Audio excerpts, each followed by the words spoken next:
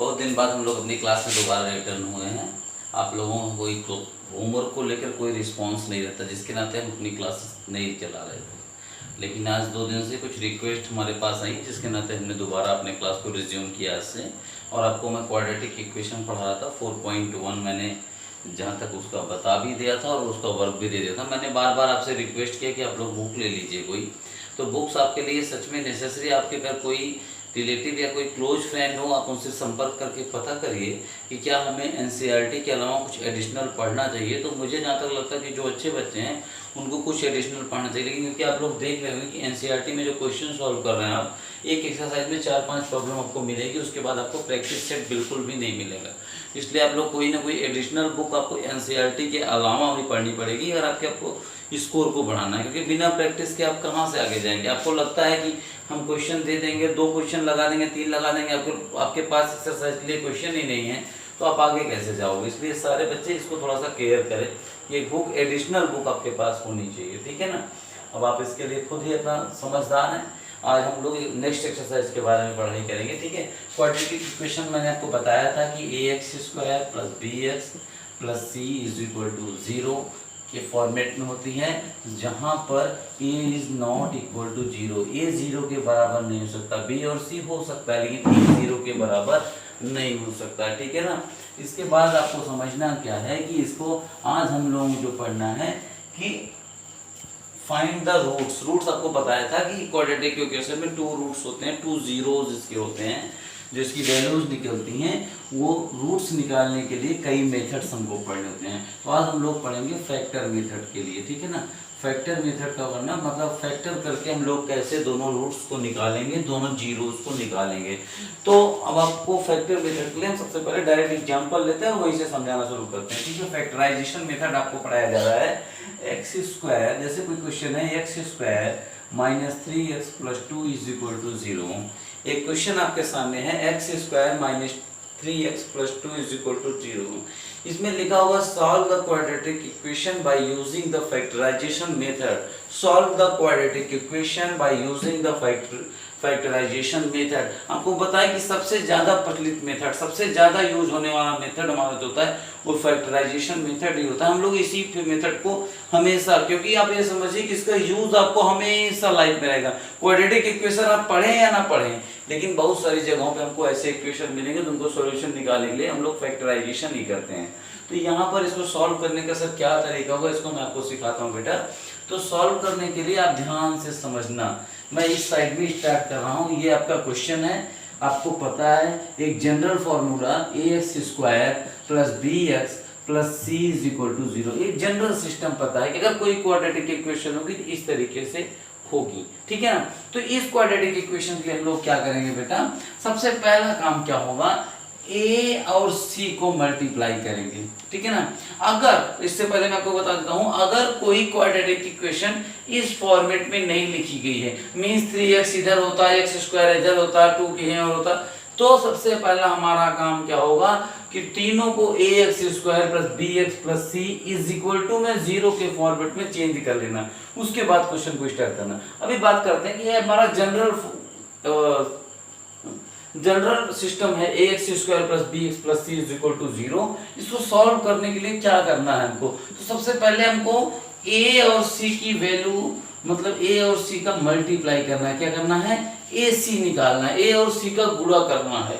सबसे पहला हमारा जो काम होगा a और c को मल्टीप्लाई करना। पहला स्टेप हमको क्या करना है, a और c को मल्टीप्लाई करना है। तो मल्टीप्लाई करने के पहले a और c की वैल्यू हमको पता होनी चाहिए। लेकिन एक चीज बेटा ध्यान देना, ये जो भी वर्क हम करेंगे ये साइड में करेंगे, मतलब ये रफ वर्क होगा, हमको समझने के लिए भी जरूरी है जानना, ठीक है। बाद में हम लोग इसको हमेशा साइड में करके यहाँ फैक्टराइज करके लिखेंगे, लेकिन इसको जानिए कि इस क्वेश्चन को स्टार्ट करने के पहले सबसे पहले a × c।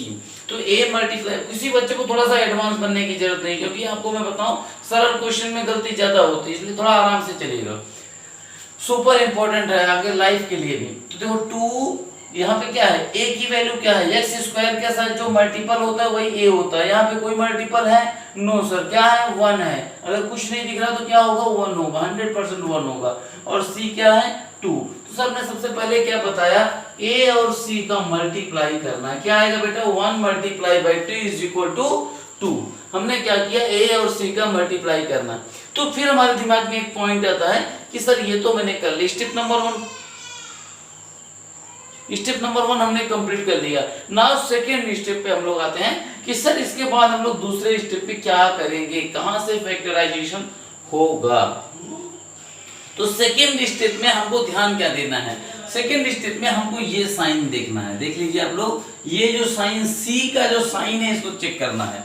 सी के साथ जो साइन लगा हुआ होता है, जो कांस्टेंट वैल्यू के जो साथ जो साइन होता है, हमें उसको चेक करना है। यहाँ पे आपको क्या दिखाई पड़ रहा है सर, पॉजिटिव। क्या दिखाई पड़ रहा है, पॉजिटिव। स्टेप नंबर 2 में हमने क्या किया, हमने अपने कांस्टेंट का साइन चेक किया और हमको क्या मिला, पॉजिटिव। तो फिर बेटा पॉजिटिव साइन जैसे ही मिला, यहीं से हमने ये डिसाइड करना है कि ये जो बीच में 3x है, ये जो 3x है, x भी छोड़ दो, ये जो 3 है, ये जो केवल क्या है 3, आपको सबको दिख रहा होगा, ये जो केवल 3 आपको दिख रहा है, इसी को ब्रेक करना है। क्या करना है, ब्रेक करना है। लेकिन ब्रेकिंग अपने हिसाब से नहीं कर सकते, हम सिस्टम को फॉलो करेंगे। सिस्टम में क्या फॉलो किया हमने, पहले स्टेप में a multiply by C, sir 1 into 2 is equal to 2। फिर हमने देखा कि c मतलब कांस्टेंट के साथ कौन सी चीज, कौन सा चिन्ह लगा हुआ है, कौन सा साइन है, मैंने देखा पॉजिटिव साइन है। ओके सर, तो ये दोनों ही हमको बताएंगे कि यहाँ पर हमें 3 को किस प्रकार से ब्रेक करना है, ठीक है ना। तो हमें 2 का एक ऐसा फैक्टर, जैसे 2 का गुणनखंड आपसे कोई कहे करो, 2 को फैक्टराइज करो, तो 2 को फैक्टराइज करने का मतलब हमेशा फैक्टर ऐसे करते हैं। तो 2 में तो भाई 2 से ही जाएगा ना, 2 में तो सीधे आपका 1 आएगा, फिर 1 1 ही आता जाएगा, आएगा कि नहीं आएगा, आगे तो फैक्टर होना नहीं है आपका।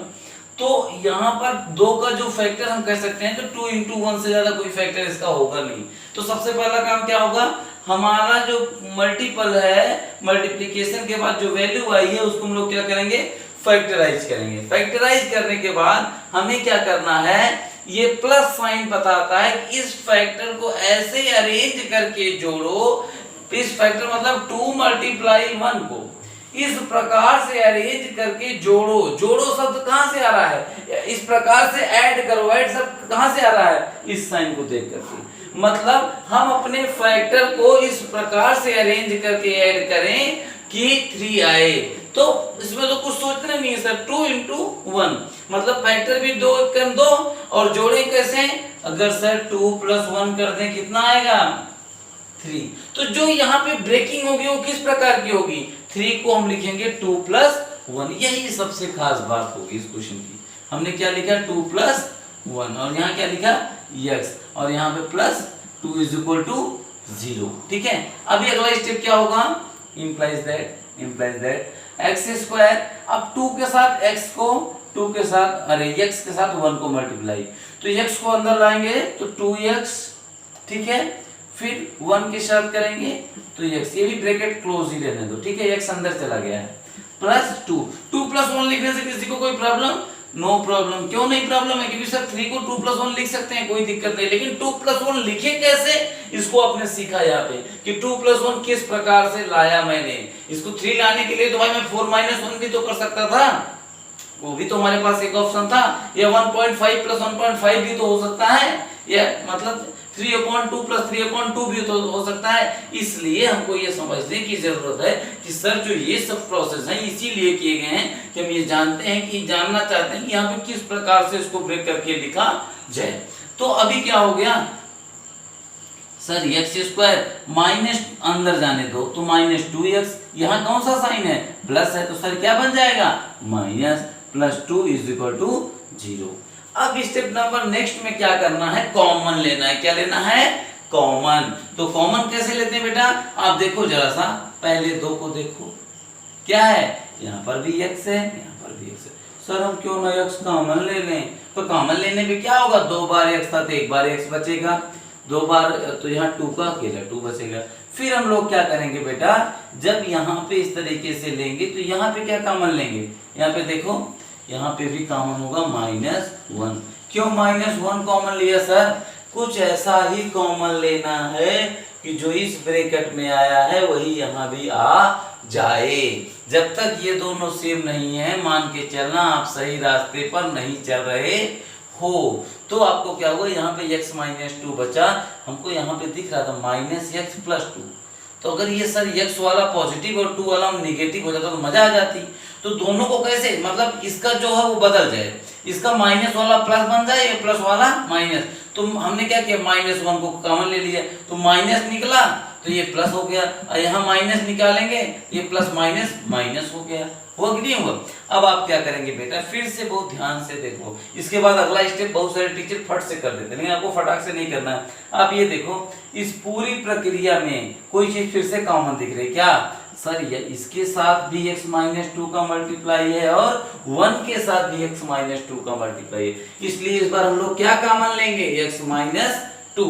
और नेक्स्ट क्या होगा, x माइनस, क्या होगा भाई, x माइनस 2 बाहर लोगे तो यहाँ क्या बचेगा, केवल x, और यहाँ क्या बचेगा सर, केवल 1 इज इक्वल टू 0 ना, x minus 2 is equal to 0, तो x इज इक्वल टू 2, ठीक है, and x minus 1 is equal to 0, then therefore x is equal to 1.